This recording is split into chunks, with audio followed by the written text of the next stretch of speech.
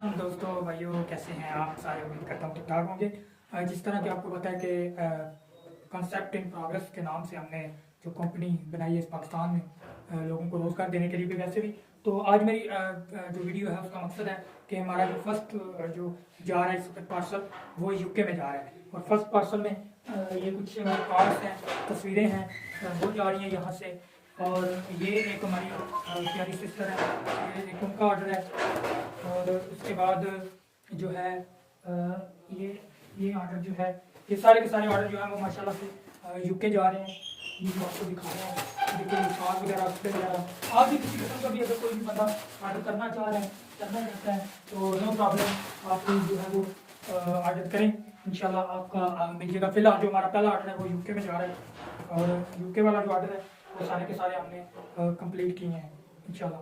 तो इसमें और भी जो है हम इसमें फूड का भी जो सारा बिजनेस है वो भी करने लगे हैं। पाकिस्तान में अच्छी चीज़ें, आलसन चीज़ें जो है वो बना के भेजा करेंगे।